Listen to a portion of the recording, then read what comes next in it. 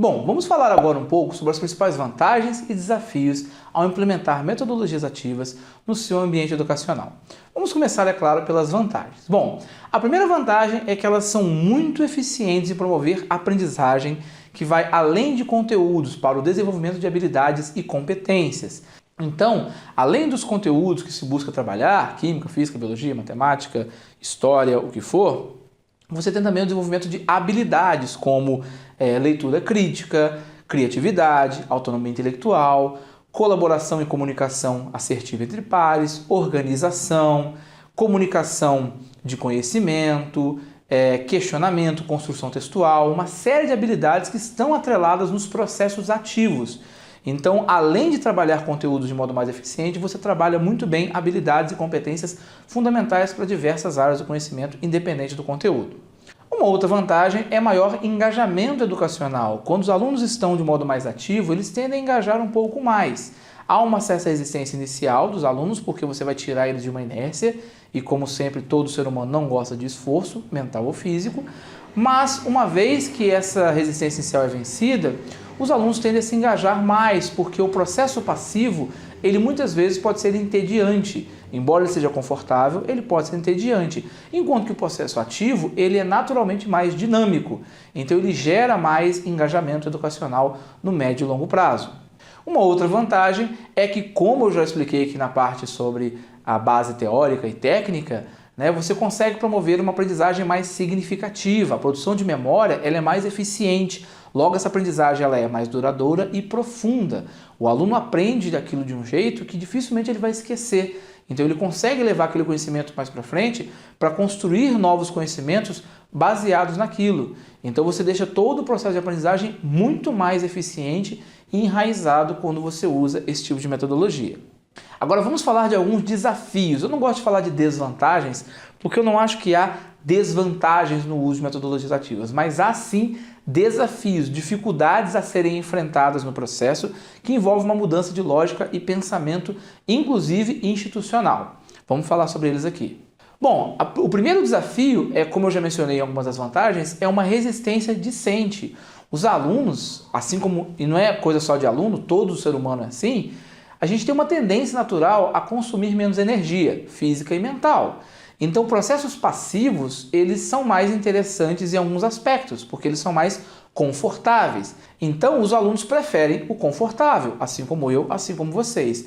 Então, quando você começa a colocar o aluno para levantar, para ler, para escrever, para discutir, para fazer mais coisas, a preguiça em alguns momentos pode falar um pouquinho mais alto e os alunos podem se irritar ou se incomodar. Mas aí cabe uma coisa que eu acho muito interessante se fazer, eu tento fazer sempre nas minhas salas de aula, que é dialogar com os alunos.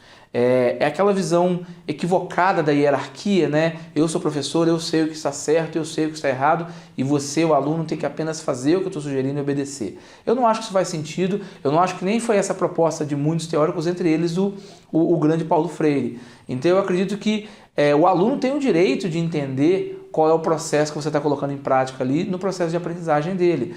Então, quando você deixa claro para o aluno que você está trazendo aquilo com propósito, que você fez pesquisa, que você estudou, que aquilo é para o bem-estar acadêmico e pedagógico dele, e que você deixa claro para ele que você vai colocar ele para se mover, que você vai colocar ele para atuar e que isso é do interesse dele, você o convence trazendo informações como as que eu trouxe aqui, trazendo base técnica, trazendo base teórica, trazendo argumentos, os alunos tendem a comprar a ideia. Então, sim, é um pouco desafiante no começo porque existe essa inércia, existe essa preguiça. Eu não quero me mexer, mas é possível transpor esse desafio entendendo que é importante dialogar com os alunos e ser claro com eles sobre os processos e métodos. Então, comigo isso tem funcionado muito bem. Sempre que eu vou trazer metodologias ativas em sala de aula, eu deixo claro aos meus alunos qual é a proposta daquela ferramenta e desde o começo do ano letivo eu deixo claro para eles que eu vou fazê-los se mexerem, que eu vou colocar eles para trabalhar, que eu vou colocar eles para sair da inércia e que muitas vezes isso pode parecer incômodo, mas que isso é proposital, isso é feito para que eles possam aprender de modo mais eficiente. E eu tenho tido uma resposta muito positiva dos alunos quando eu deixo tudo muito claro assim para eles, quando eu esclareço tudo isso para eles. Então é o que eu recomendo. Um outro desafio muito importante é o da resistência docente, interna e externa. Porque você, antes de adotar qualquer proposta pedagógica, você tem que se convencer de que aquilo funciona, você tem que entender que aquilo funciona. E é difícil, principalmente para a gente, né, professor da nossa geração, porque nós somos educados no método passivo. É o único método que a gente conhece e ele funcionou.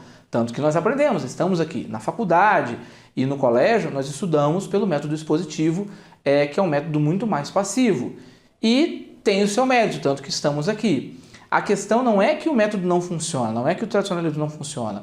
Isso eu falo muito com muitos colegas e muitos pares. As metodologias ativas, elas não vêm para falar, tudo que fizemos até agora não funciona, joga fora o tradicional e vamos colocar metodologias ativas em prática. Não, elas vêm como novas ferramentas para incrementar o nosso ciclo de utilidades docente. Então, elas vêm para somar, não para substituir. Tá? Eu gosto de usar a metáfora do marceneiro. Eu sou um marceneiro que tinha martelo, serrote, prego e agora eu tenho uma cortadora laser, eu tenho uma parafusadeira elétrica, ou seja, eu tenho novas ferramentas que vão tornar o meu processo de construção de móveis mais eficiente. É isso que são as metodologias ativas. Então, essa resistência docente, eu acho que ela é interessante, ela é válida, mas que ela pode ser transposta dessa forma, entendendo as metodologias ativas não como um substituto ou algo que vai revolucionar. Mas não é uma revolução na educação, não vai quebrar tudo que existe e trazer algo novo. Mas eu acho que uma evolução, elas vêm para complementar, para tornar o processo mais interessante e mais eficiente sempre que possível. Porque eu entendo também que não é sempre possível dar todas as aulas metodologias ativas, o tempo inteiro. Até por uma questão de logística ou até pedagógica e neurológica. Muitas vezes esse esforço mental acelerado da aprendizagem o tempo todo pode gerar um certo estresse. Então, às vezes, intercalar com momentos de passividade e dar ao aluno um certo conforto dá um respiro para ele. Por isso que eu acho que a melhor forma de vencer esse desafio é essa, compreender as metodologias ativas como algo complementar. Elas vêm para somar, não para substituir. E com isso você consegue não só se convencer, como talvez convencer os seus pares, tá? E aí você consegue transpor esse desafio. Um outro desafio que vem muito ao encontro desse desafio da resistência docente é a resistência institucional. Justamente porque muitas das instituições de ensino são permeadas por pessoas, pedagogos e professores que pensam dessa forma, que veem a metodologia ativa como um modismo que foi inventado agora e que é passageiro, ou como algo que vem para substituir um formato que funcionava. Tanto que o método tradicional, de novo, ele funciona. Eu aprendi através dele e estou aqui, e a maioria, se não todos vocês que estão assistindo, também aprenderam pelo método tradicional, que é um método mais passivo, e estão aqui, aprenderam muito bem. Então, muitas instituições, muitos gestores veem como, isso é um modismo, o método tradicional funciona, tanto que eu estou aqui. Sim, por isso que é importante deixar claro que a gente não está falando que o método tradicional não funciona. O que estamos falando é, as metodologias ativas são ótimas ferramentas que podem se somar ao método tradicional e deixar todo o processo mais eficiente e mais funcional. É apenas isso. E então, se são novas ferramentas que vêm para somar e para ajudar, por que não implementá-las? Por que não fazer o esforço extra de compreender um pouco melhor como elas funcionam e como que a gente pode usar essas novas ferramentas? São novas ferramentas muito excitantes. E, repito, não são tão novas assim porque vêm sendo construídas ao longo de 100 anos.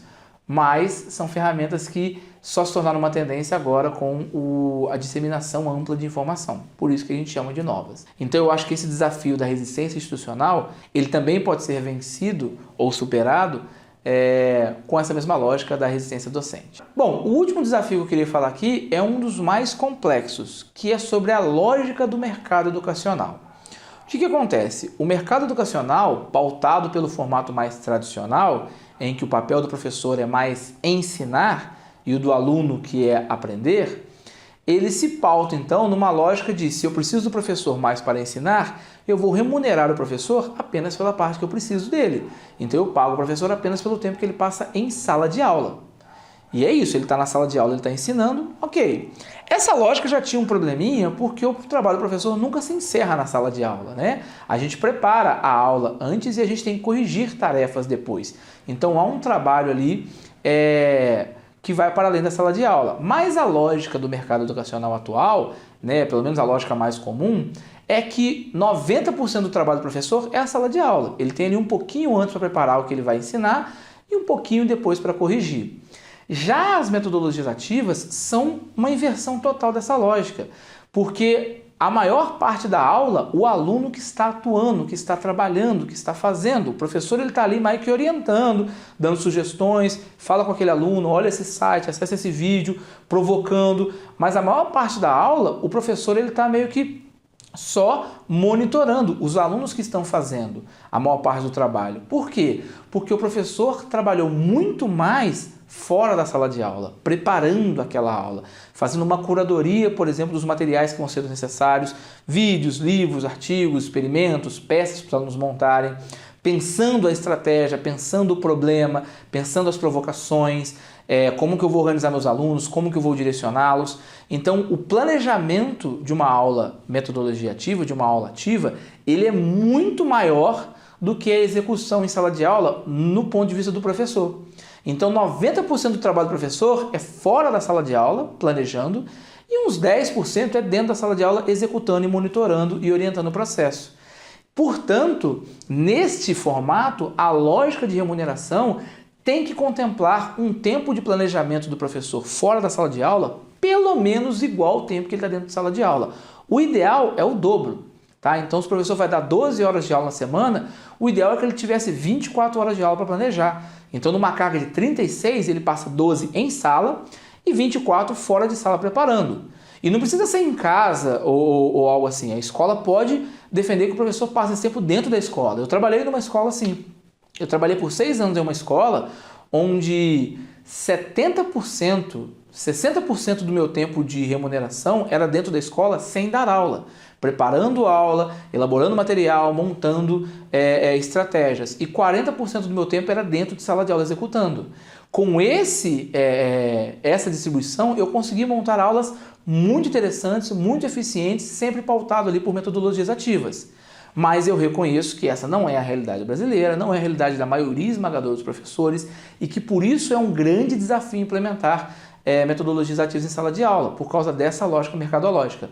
Mas é por isso que esse recado que vai para gestores. Se você é ou conhece um gestor educacional que tem interesse em implementar metodologias ativas, o principal desafio que você vai ter que fazer é entender que a lógica educacional, a lógica de mercado educacional tem que contemplar remunerar o professor por tempo de planejamento igual ou maior ao tempo de execução. Senão se torna inviável, senão o professor vai ter que fazer isso no tempo livre dele, no tempo de descanso dele, e ele pode acabar tendo que abrir mão da própria saúde mental e você não vai ter um funcionário muito eficiente. Então, se você tem intenção de implementar a metodologia ativa na sua escola, leve isso em consideração. Se você é um professor que tem essa intenção, discuta isso com o seu gestor. E claro, alguns professores querem implementar assim mesmo com a lógica invertida, mesmo sendo remunerado apenas pelo tempo de aula. E neste caso, é possível fazer? Claro que é possível fazer. E é por isso que eu tenho esse curso, porque há algumas ferramentas, algumas técnicas de metodologias ativas que demandam menos tempo de preparo ou que você pode fazer um preparo único para várias ferramentas diferentes, otimizando esse tempo. E eu vou falar sobre elas nos próximos capítulos. Mas, de todo modo, esse é um grande desafio para a implementação de metodologias ativas. Entender que o tempo de planejamento remunerado é tão valioso ou até mais do que o tempo de execução e que, portanto, ele tem que ser considerado na lógica de remuneração do professor. Tá? Eu confesso que eu prefiro que esse tempo seja remunerado com o professor dentro da escola, porque muitas vezes quando ele é remunerado com o professor fora da escola, por exemplo, contratei o professor 36 horas, pago 36 horas, mas ele só dá 12 de aula, as outras 24 ele vai planejar, e eu deixo que ele faça isso em casa. O que pode acontecer é que ele assuma outras funções em outras escolas aproveitando essa janela de tempo. E aí aquele tempo que eu estou remunerando para que ele planeje a aula para executar para mim, ele pode não estar usando. E não é porque o professor não é disciplinado ou é malandro, é porque a necessidade acontece, o mercado educacional é complexo, a gente tem um problema de remuneração e pouca valorização educacional. Então isso pode acontecer. E o que eu recomendo então é que você faça essa janela dentro do horário de trabalho, ali dentro da escola, até porque assim o professor pode usar os recursos da escola, a sala de aula, a internet, os laboratórios, os materiais e equipamentos que a escola fornecer. Então, dar o planejamento dentro da escola também é uma coisa muito interessante. Bom, um outro desafio que aparece aqui é o da resistência social. Eu falo social porque ela é a principal resistência parental, né? A resistência dos pais. Mas pode ser uma resistência que pode ser apresentada por alunos, pais, gestores e até colegas, outros professores. E que resistência social é essa? É a ideia de que o professor, dando metodologia ativa, não quer trabalhar. Ele monta lá uma coisinha, lá uma atividade, bota os alunos para fazer e fica sentado durante a aula toda deixando os alunos trabalhando. Eu já ouvi isso de alunos, eu dando uma aula de metodologia ativa, eu dando uma aula mais ativa, mais prática, e eu colocando os alunos para trabalharem ali, para fazerem as ações, para se questionarem. E um aluno falou, professor, eu vim aqui para ter aula, eu não vim aqui para fazer isso. Né? Se você não quer trabalhar, você fala. Porque o aluno tem essa lógica, e aí não é só o aluno, é o aluno, os pais, enfim, a sociedade de modo geral, por isso que é uma resistência social, a sociedade tem essa lógica de que cabe ao professor fazer o aluno aprender, magicamente. Eu já vi aluno que entrou numa escola e falou assim, professor, sentei aqui, me passa no vestibular. E não é assim que funciona, eu não vou passar ninguém no vestibular, eu vou trazer ferramentas, eu vou compartilhar conhecimento, eu vou apresentar informações e você vai aprender e você vai passar no vestibular. Então essa ideia resgatando a ideia do GPS e do motorista, é a ideia do motorista no supra-sumo. Não só o professor tem que ser o motorista que te leva no trajeto, como ele tem que te levar por conta própria. Você não vai participar do projeto, 100% da responsabilidade é do professor. E tem muitos pais e alunos, e até colegas de trabalho e gestores que pensam assim, que falam, professor, cabe a você passar o meu filho no vestibular. Professor, cabe a você me passar no vestibular. Professor, cabe a você passar os meus clientes no vestibular. E quem passa no vestibular é o aluno. A aprendizagem é um dever do aluno. É claro que cabe a gente promover, como professores, promover um ambiente propício para uma aprendizagem mais eficiente. Essa lógica social de que a responsabilidade pela aprendizagem é integralmente do professor leva a essas distorções de parecer que, ao implementar metodologias ativas, ao colocar o aluno para trabalhar, o professor não está trabalhando, não está dando aula. E aí uma forma de transpor esse desafio, eu resgato a que eu mencionei, a resistência discente, a resistência dos alunos, que é ser claro com alunos, com pais, com colegas, com instituição, explicar o que está sendo feito e por que o que está sendo feito funciona. Por isso que é tão importante o capítulo de fundamentação teórica, que é o capítulo 3 desse material. Porque ele traz aí argumentos técnicos que você pode apresentar para os pais dos alunos, para os seus colegas, os seus pares, para os seus gestores, os seus coordenadores, para convencê-los de que, olha, o que eu estou fazendo aqui não é achismo, não é me esquivar do trabalho, não é fingimento. Eu estou trazendo técnicas e ferramentas referendadas, embasadas e científicas para melhorar o processo de aprendizagem dos meus alunos. E aqui estão os dados que corroboram isso. Então é um desafio essa resistência social porque tem muito sim essa visão social de que o professor vai lá, dá uma palestra e pronto. E é função dele, então, nessa palestra, fazer o aluno memorizar tudo aquilo, senão ele não é um bom professor. E as metodologias ativas elas vão na lógica contrária a isso. O protagonismo é do aluno no processo e na aprendizagem e na responsabilidade. Então o professor, cabe a ele montar todo aquele processo. Tá? Então, quebrar essa lógica também é um pouco difícil, é um desafio na implementação de metodologias ativas. Tá bom?